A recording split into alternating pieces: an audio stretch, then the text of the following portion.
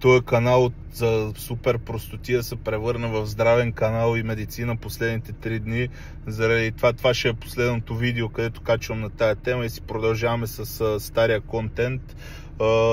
Първо искам да отворя скоба и да кажа, понеже много хора се свързаха с мен с всякакви оплаквания, болести, виждам и психическото състояние какво е, защото говорихме и с много от вас по телефона, вие знаете кои сте. Мисълта ми е така: дръжте главата горе, всичко има шанс да се оправи, не мислете негативно, мислете позитивно, говорете си на тялото, че всичко ще бъде наред, защото в крайна сметка ние нищо не решаваме, ние сме гости на този свят, само Господ решава кой, кога и какво.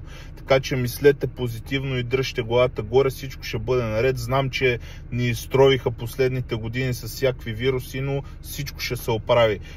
Мисълта ми е такава: ако някой има подобно или по-скоро същото заболяване като моето, болест на чандуар на ставите, да споделим мнение, да ми даде някакви препоръки или нещо, което е изпитвал и може да му реши проблемата, тъй като това е болест, която засяга кръвонасядането в костите и общо взето костта ти се руши и деформира и трябва да се сменят. Това е мнението на няколко лекаря вече. Трябва да се сменят и двете, ама аз нямам намерение 30 години да се сменям ставите.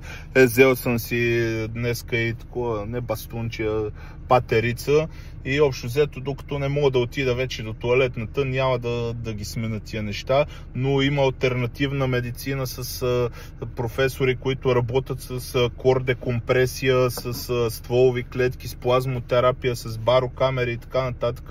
Моля, да ми пишат или да свържат с мен само хора, които са преминали през цялото това нещо, да обменим някакъв опит и да решиме проблема. Бъдете живи и здрави и всичко ще бъде наред.